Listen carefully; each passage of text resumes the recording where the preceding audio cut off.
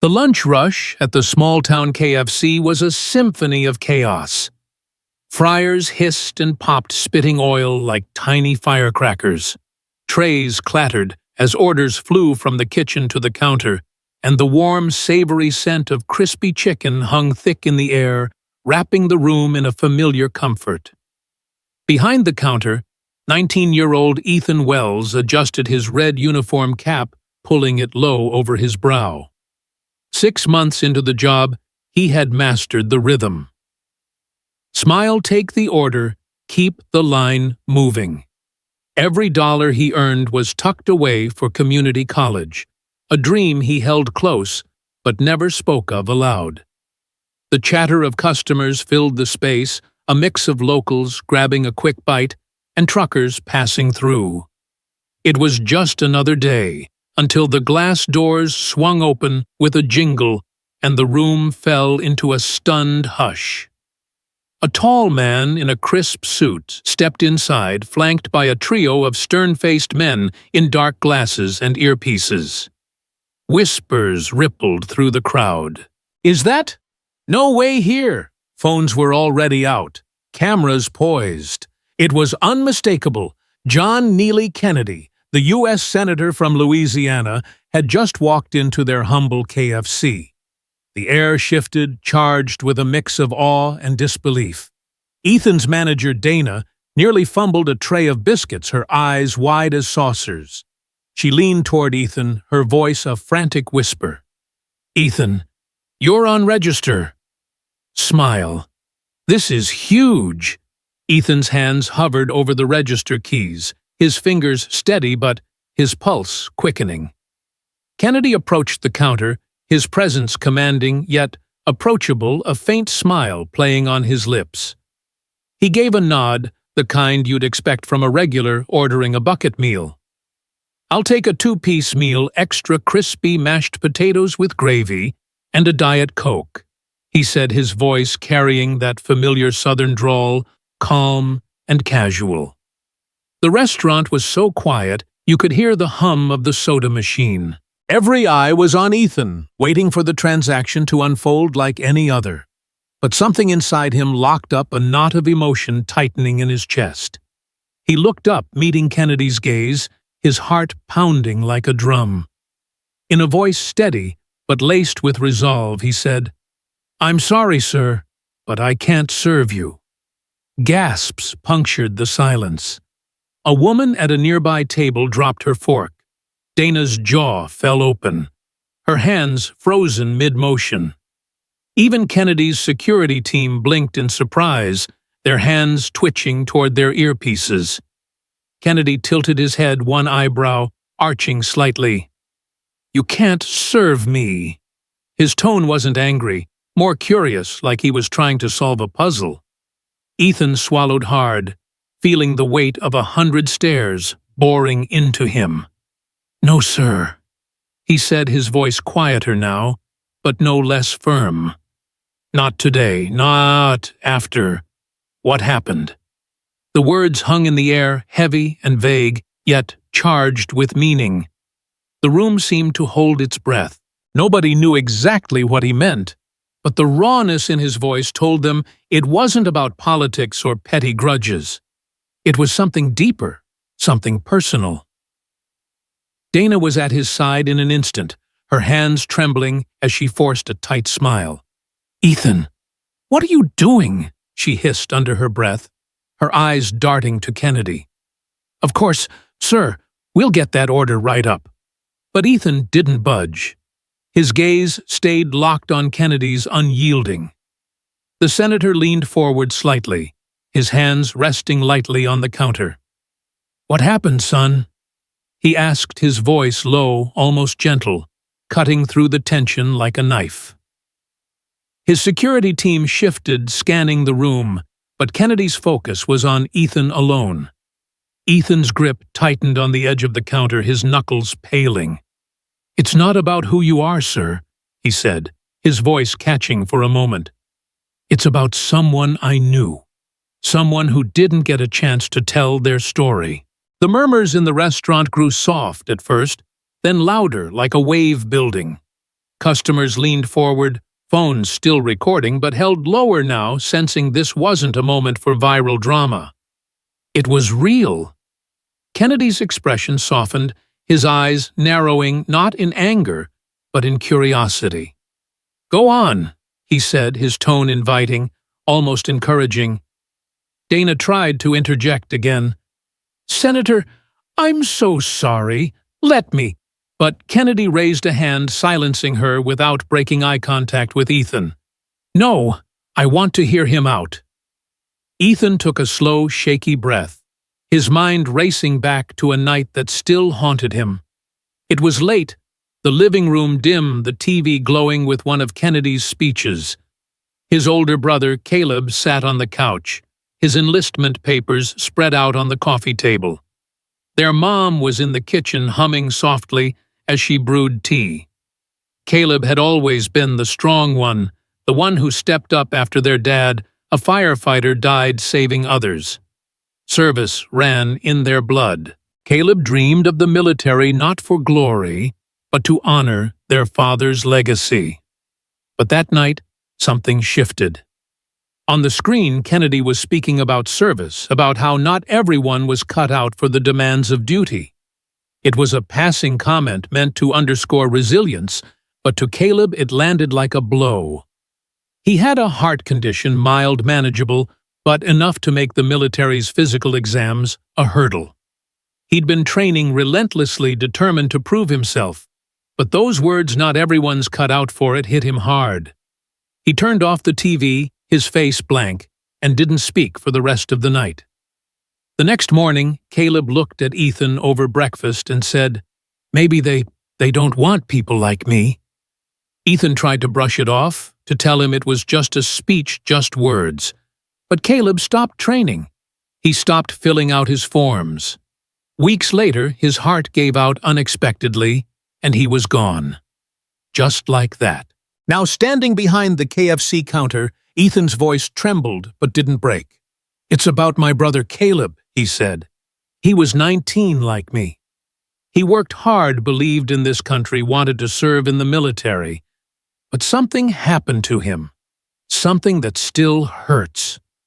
The restaurant was so quiet, the sizzle of the fryers felt deafening. Customers exchanged glances, unsure whether to keep filming or look away. Dana stood frozen, her hands clasped tightly in front of her. Kennedy didn't speak right away. His eyes held Ethan's, searching as if weighing the gravity of what he'd just heard. "What happened to him, son?" he asked, his voice softer now, almost paternal. Ethan's throat tightened. "He never made it to basic training," he said. "And the reason? It has something to do with you. Or at least with something you said, not knowing who was listening."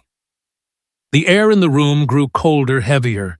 Dana's face paled, her eyes darting between Ethan and Kennedy.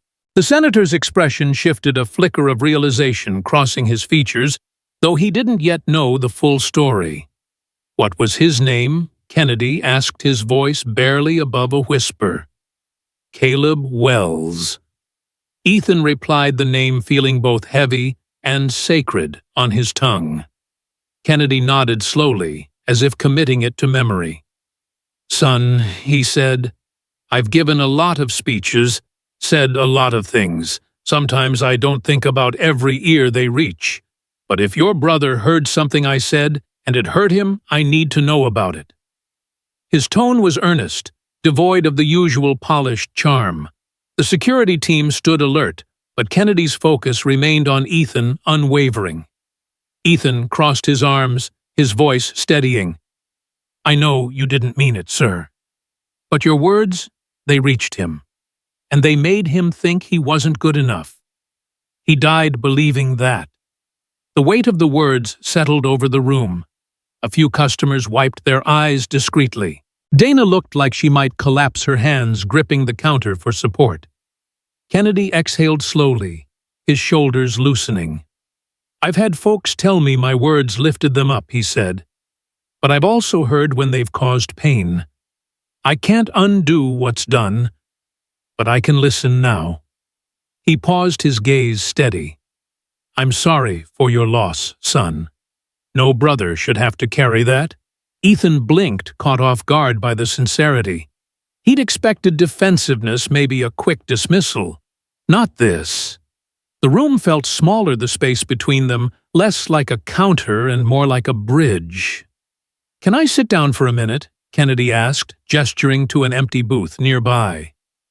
Ethan hesitated, then nodded. "Sure," he said, pointing to a booth in the corner. The security team moved swiftly, securing the area with quiet efficiency.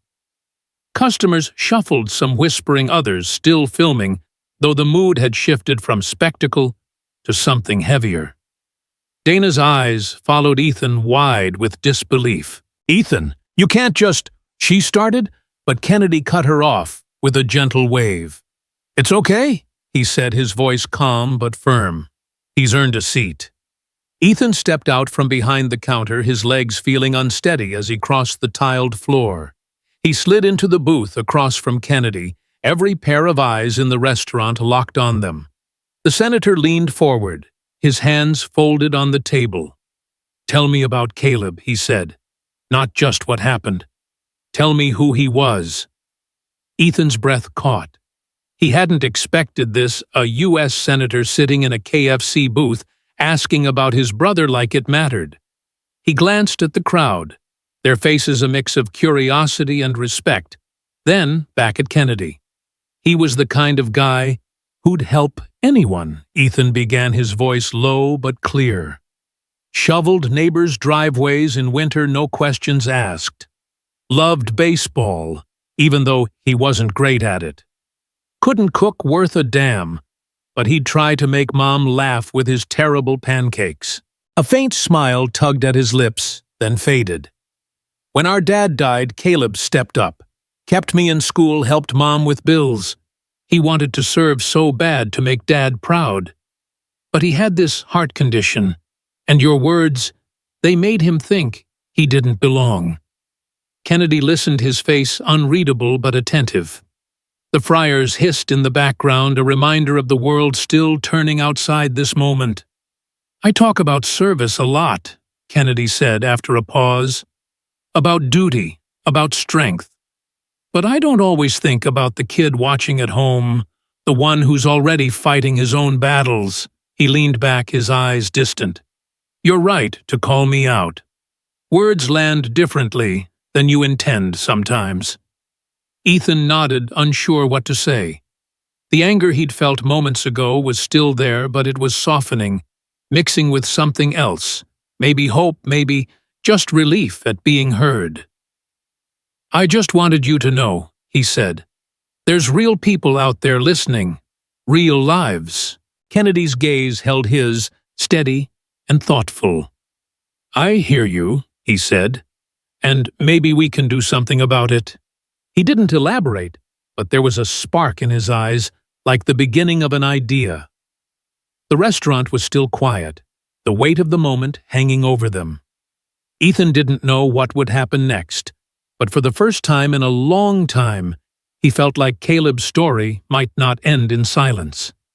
The KFC was quieter now, the lunch rush fading into a low hum as the scent of fried chicken lingered, clinging to the walls like a warm memory.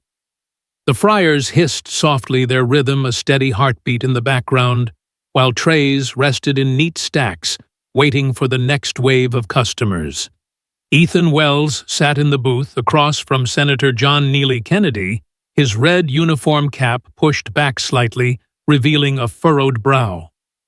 The weight of their earlier exchange still hung between them, heavy, but not hostile like a storm that had passed, but left the air charged. Customers lingered at their tables, some pretending to eat, others stealing glances, their phones now tucked away, as the moment felt too raw for recording. Dana, the manager, hovered near the counter, her hands twisting a dish rag, her eyes darting between Ethan and the senator. The security team stood at a discreet distance, their presence a quiet reminder of the man's stature. But in that booth, it was just Ethan and Kennedy, two people trying to make sense of a wound that words had carved. Ethan's fingers traced the edge of the table, his mind drifting back to the night that changed everything. The living room was dim, the TV casting a pale glow across Caleb's face as he sat hunched over his enlistment papers. Their mom's humming floated in from the kitchen, a soft counterpoint to the senator's voice on the screen. Kennedy had been speaking at a veterans event, his southern drawl steady as he talked about service, about the grit it took to serve a country. "Not everyone's cut out for it," he'd said, a line meant to rally the crowd to honor those who pushed through. But to Caleb, it was a verdict. His heart condition mild, manageable, but a constant shadow had already made him doubt his place in the military. He'd been training for months, running miles, lifting weights, determined to prove the doctors wrong. But those words hit like a punch he couldn't dodge. He turned off the TV, his hands shaking, and didn't speak for the rest of the night. Ethan saw the light go out in his brother's eyes, replaced by a quiet defeat that never left. Back in the KFC, Ethan's voice was low, steady, but laced with the ache of memory. "Caleb was my big brother," he said, meeting Kennedy's gaze. "He wasn't perfect, but he was good. He'd fix a neighbor's fence for free, stay up late, helping me with math homework, even when he was exhausted from his own job. He wanted to serve, to be like our dad, who died saving people in a fire. But that night, when you said not everyone's cut out for it, he heard something else. He heard he wasn't enough." Ethan's throat tightened, but he pressed on. He stopped training after that. Stopped believing. A few weeks later, his heart gave out. He was 19. Kennedy leaned back in the booth. His hands folded, his face unreadable for a moment. The restaurant was so quiet. The clink of a soda can on a nearby table felt loud. "Son," Kennedy said finally, his voice soft but deliberate. "I've spent years talking about duty, about what it means to serve. I say things to fire up a crowd, to make a point.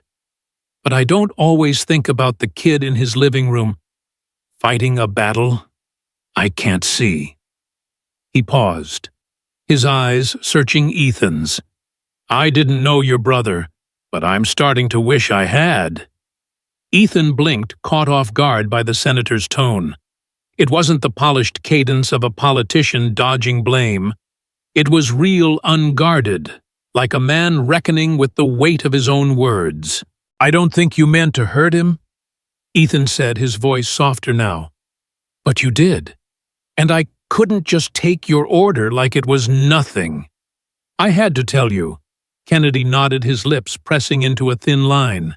"You were right to speak up," he said. "Words are like stones, you throw them out, and you don't always see where they land. But when they hit someone, the damage is real." He leaned forward, his hands resting lightly on the table. "I've had people tell me my speeches inspired them to run for office, to volunteer, to keep going. But I've also heard stories like yours, where my words cut instead of lifted. That's not something I take lightly."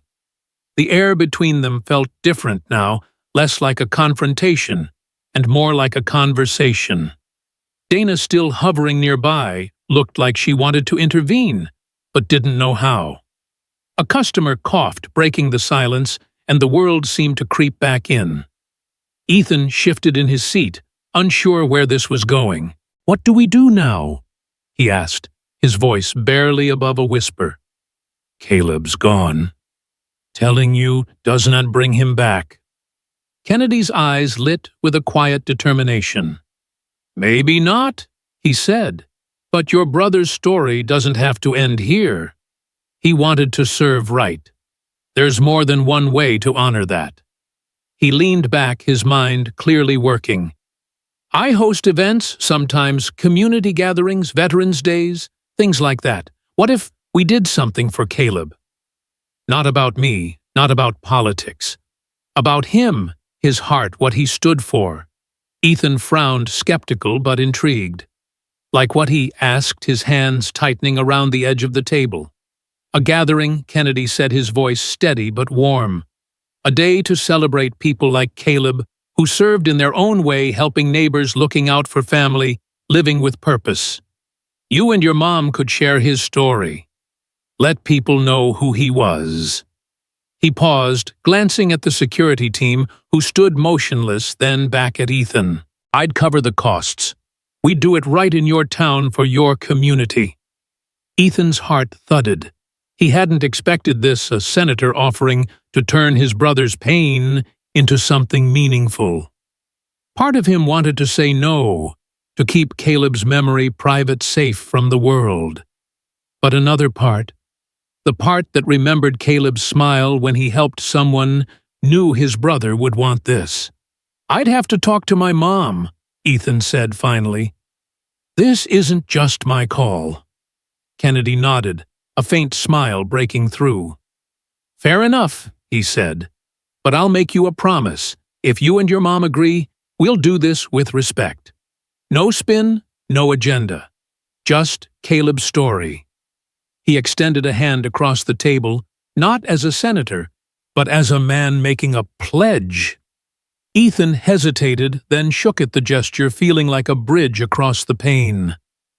The restaurant was starting to stir again, customers murmuring, a few heading for the door. Dana approached cautiously, her voice low. Ethan, you okay? She asked, her eyes flicking to Kennedy. Yeah, Ethan said, standing slowly. I think so. He looked at Kennedy, who was rising from the booth, his security team moving in closer. I'll talk to my mom tonight, Ethan added. I'll let you know. Kennedy gave a nod, adjusting his suit jacket. You've got my office's number, he said, then glanced at Dana with a small smile. And I'll still take that 2-piece meal to go if it's not too much trouble. The tension in the room broke, a few customers chuckling softly. Dana scrambled to the counter, barking orders to the kitchen, her hands still shaking. As Kennedy and his team left, the restaurant buzzed back to life. But Ethan felt different, like a weight had shifted. That night, he drove home under a starless sky, the hum of his old pickup truck filling the silence. His mom, Linda, was waiting in the living room, a cup of tea cradled in her hands. Long day, she asked, her voice warm but tired. You could say that Ethan said, dropping onto the couch. He told her everything: the senator's visit, his refusal to serve, the conversation that followed. Linda listened, her eyes widening, then softening as Ethan mentioned Kennedy's offer. He wants to hold an event for Caleb, Ethan said. To honor him. No politics, just him. Linda set her tea down, her hands trembling slightly. John Kennedy wants to do that, she asked, her voice catching. For Caleb. Only if we're okay with it, Ethan said. I told him I'd ask you. She was quiet for a long moment, her gaze drifting to a framed photo of Caleb on the mantel, his grin wide and unguarded. Your brother loved helping people, she said finally. If his story can help someone else, maybe it's what he'd want. Ethan nodded, feeling a lump in his throat. I think so too. They sat in silence for a while, the weight of the day settling around them. The next morning, Ethan found himself in Caleb's old room, pulling out a box of his brother's things. A baseball glove, worn and soft from years of use. A stack of letters he'd written to friends full of encouragement. A notebook with a list of dreams he'd never get to chase. Ethan ran his fingers over the pages, the ink smudged but legible. Fix Mrs. Harper's fence, one line read. Help Ethan with college apps, said another. Simple things, but they were Caleb's heart laid bare. He took the box to the living room where Linda was sorting through old photos. We should pick some for the event, she said, her voice soft but steady. Show who he was, not just what happened. They spent hours going through memories, laughing at Caleb's terrible cooking attempts, tearing up over his quiet kindnesses. It hurt, but it also felt like healing, like piecing Caleb back together in a way they hadn't since he'd been gone. By the time Ethan called Kennedy's office to confirm, he felt a strange mix of nerves and resolve. "We're in," he said simply, when a staffer answered. "But it has to be about Caleb, nothing else." "Understood," the staffer replied. "The senator will be in touch to plan it." As Ethan hung up, he looked at the notebook in his hands, open to a page where Caleb had written, "Make a difference even if it's small." He didn't know what the event would bring, but for the first time since Caleb's death, Ethan felt like he was doing something his brother would be proud of. The fryers at KFC would keep hissing, the world would keep turning, but in that small town, something new was starting, a chance to turn pain into purpose, one story at a time. The KFC was alive with its usual pulse, the fryers hissing like a restless wind, trays clattering as orders zipped from kitchen to counter. The air carried the familiar warmth of crispy chicken and gravy, wrapping the small-town restaurant in a cocoon of routine. Ethan Wells leaned against the counter, his red uniform cap tilted back, his hands wiping a rag across the already clean surface. 2 weeks had passed since Senator John Neely Kennedy sat across from him in a booth listening to the story of Caleb, Ethan's older brother, whose dreams were cut short by a few careless words. The memory of that day clung to Ethan, a mix of raw pain and cautious hope, like a bruise that ached but promised healing. Customers came and went, some whispering about the viral videos of Ethan's refusal to serve the senator, others offering quiet smiles or a handshake. Dana, the manager, moved with her usual hustle, but her glances at Ethan held a new respect, as if she saw him differently now. Outside, the town buzzed with talk of tonight's event at the community hall, a gathering to honor Caleb organized by Kennedy himself. Ethan felt the weight of it, a knot of nerves and purpose tightening in his chest, as he glanced at the clock, counting down the hours. The past 2 weeks had been a blur of preparation. After Ethan and his mom Linda agreed to the event, their small living room had transformed into a shrine to Caleb's life. Photos spilled across the coffee table, snapshots of Caleb at a high school baseball game, his glove too big for his skinny arms, Caleb helping an elderly neighbor fix a sagging fence, his face lit with a quiet pride. Caleb and Ethan as kids grinning in a pile of autumn leaves, their dad's old jacket draped over them. Linda unearthed a stack of letters Caleb had written to friends, each one brimming with encouragement, urging them to chase their dreams despite setbacks. Ethan found Caleb's notebook tucked in a drawer, its pages filled with lists, simple plans like teach Ethan to drive, and bigger dreams like make Dad proud in the military. Every item they chose for the event felt like a piece of Caleb brought back to life, a way to show the world who he was beyond the pain of his final days. They laughed over memories of his terrible cooking burnt pancakes that still made their mom smile, and cried over his quiet acts of kindness, like the time he gave his last $10 to a classmate for lunch. It hurt to dig through these memories, but it also felt like stitching a wound closed one careful thread at a time. Now, as the sun dipped low, casting long shadows across the town, Ethan stood backstage at the community hall, his hands stuffed deep in his pockets. His heart thudded loud enough to drown out the murmur of the crowd. The hall was packed, veterans in pressed uniforms, young recruits with nervous grins, families from town, and strangers who'd driven miles after hearing Caleb's story online. Banners hung above the stage, their message simple but bold: service is more than a uniform. Linda stood beside Ethan, clutching a framed photo of Caleb, his smile frozen in time. Her eyes were bright with unshed tears, but her voice was steady when she spoke. "He'd be proud of this, Ethan," she whispered, her fingers brushing the edge of the frame. "He'd be proud of you." Ethan nodded, his throat too tight to answer, his mind racing with the weight of what was about to happen. Senator Kennedy arrived without fanfare, slipping into the hall with a nod to the organizer and a handshake for a veteran near the door. His security team blended into the background, their dark suits less imposing here than in the KFC. He spotted Ethan and Linda backstage and approached, his face warm but serious, his southern drawl soft as he greeted them.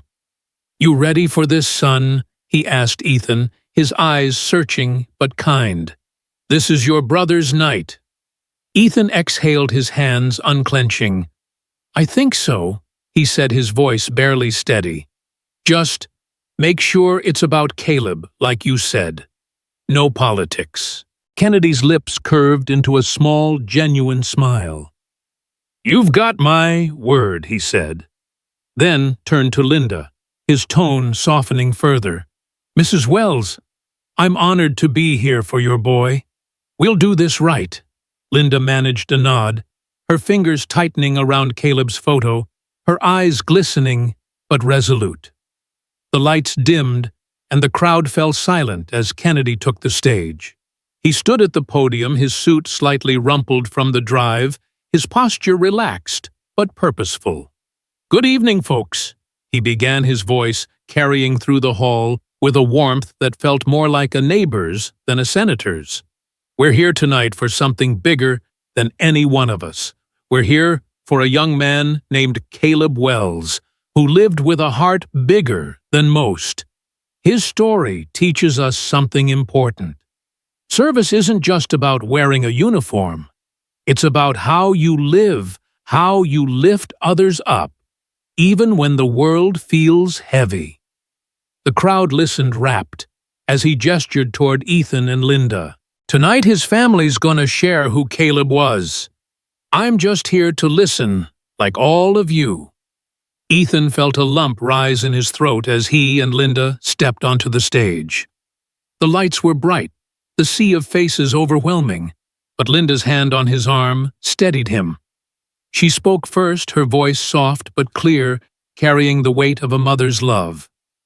"Caleb was the kind of boy who'd shovel a neighbor's driveway in a snowstorm, no questions asked," she said, holding up the photo of him grinning in a baseball cap. "He loved this town, loved his family. He dreamed of serving in the military like his dad, who was a firefighter. But Caleb's heart condition made that hard, and some words he heard made him think he wasn't enough." Her voice wavered but held. He was enough. He was more than enough. Ethan took a deep breath, stepping to the microphone. His hands shook, but his voice came out steady, fueled by memories of Caleb. "My brother was my hero," he began. "He wasn't perfect. He burned every meal he tried to cook, and he'd laugh about it. But he was the guy who'd give you his last dollar if you needed it. One time, he spent a whole weekend fixing an old lady's fence down the street, wouldn't take a cent for it. When our dad died, Caleb stepped up. He made sure Mom was okay, made sure I stayed in school. He wanted to serve, to make a difference, but he thought he'd failed because he couldn't pass a physical." Ethan paused, his eyes scanning the crowd, landing on a young recruit in the front row. He didn't fail. He served every day just by being who he was.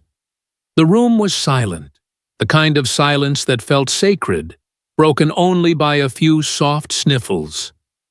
Ethan glanced at Kennedy, who stood to the side, his head bowed slightly, listening with a focus that surprised Ethan.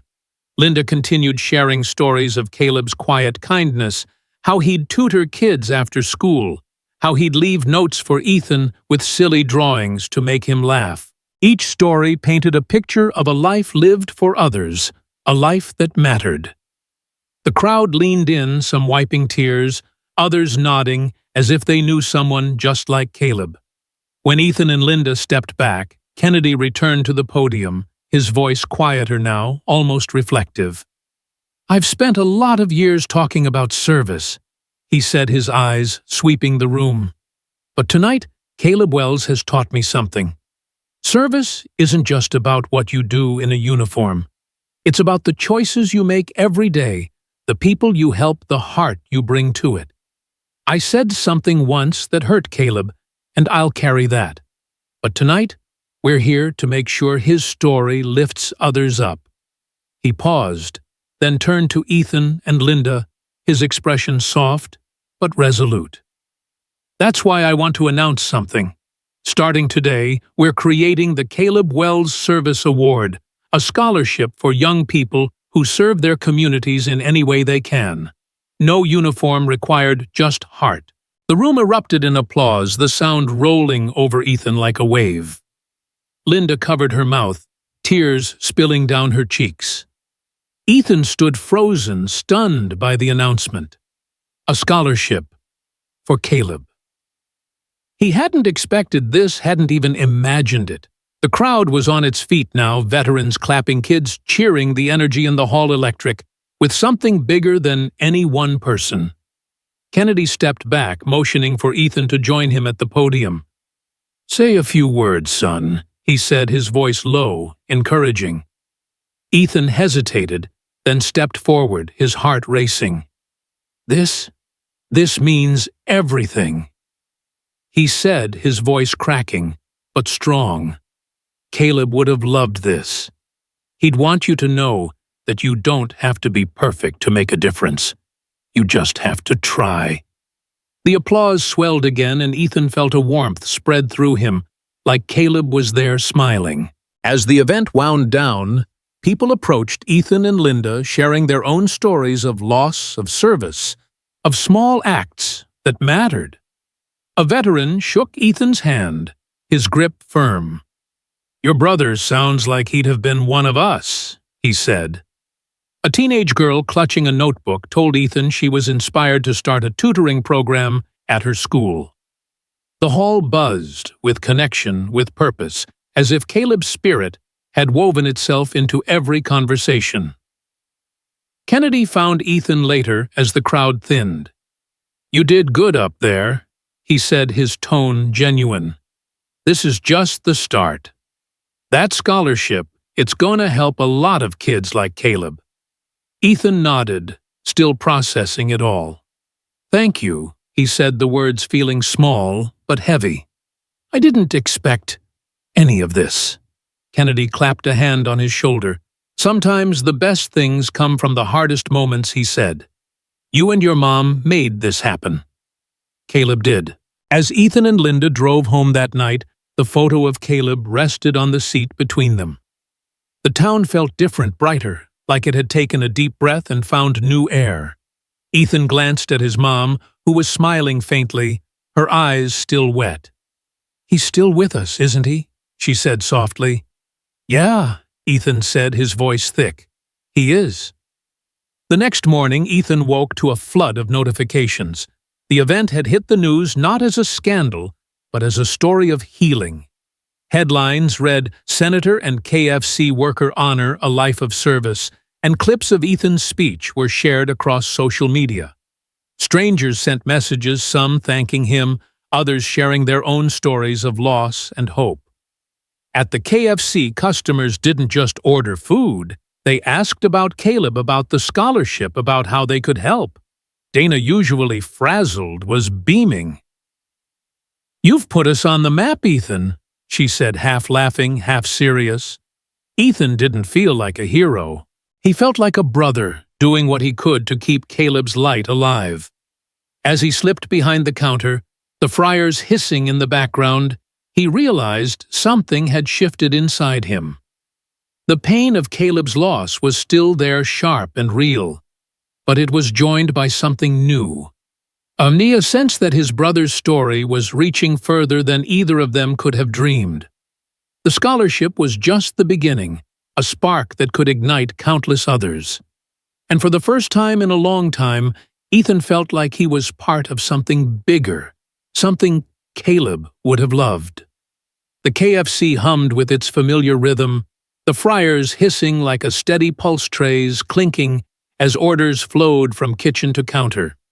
The scent of crispy chicken and warm biscuits wrapped the small-town restaurant in a comforting haze, grounding Ethan Wells as he wiped down the register. Months had passed since the community hall event, where Senator John Neely Kennedy helped honor Ethan's brother, Caleb, with a scholarship in his name.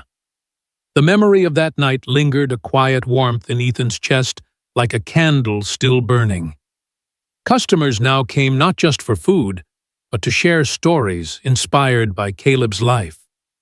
Dana, the manager, moved with a lighter step, her usual stress softened by pride in what Ethan had sparked.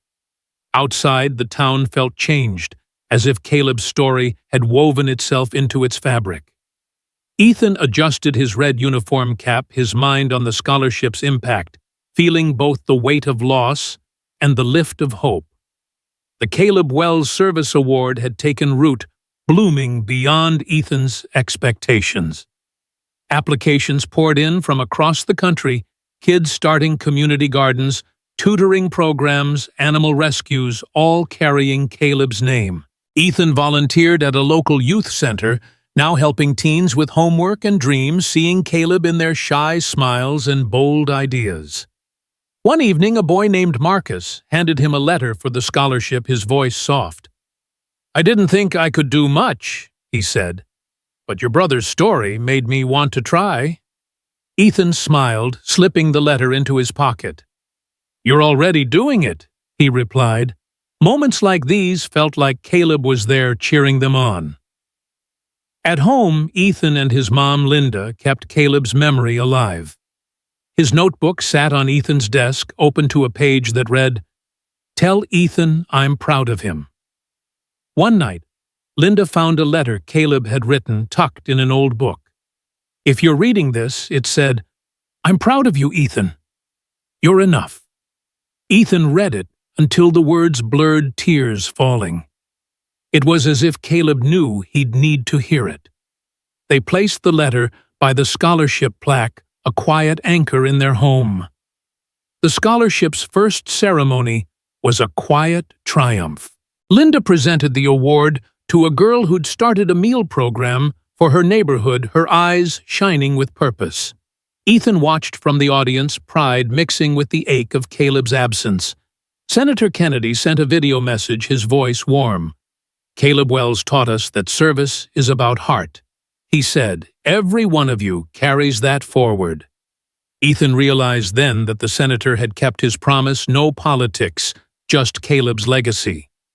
The lesson was clear: words have power to hurt or to heal. Ethan's courage to speak up at the KFC had turned pain into purpose, showing that even a small act like refusing an order could spark change. Kennedy learned to weigh his words, knowing they reached beyond the podium. For Ethan, it was about forgiveness, about choosing hope over anger. The scholarship wasn't just for Caleb, it was for everyone who doubted their worth. A reminder that service starts with a single step. One quiet evening, Ethan visited Caleb's grave, placing the scholarship's annual report by the headstone. "Look, Caleb," he whispered, "you're helping people. You're still serving." The wind stirred soft and warm, and Ethan felt a peace he hadn't known since Caleb's death.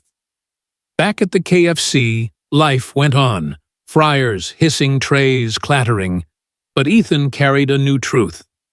One voice, one story, could change the world, if only you dared to speak.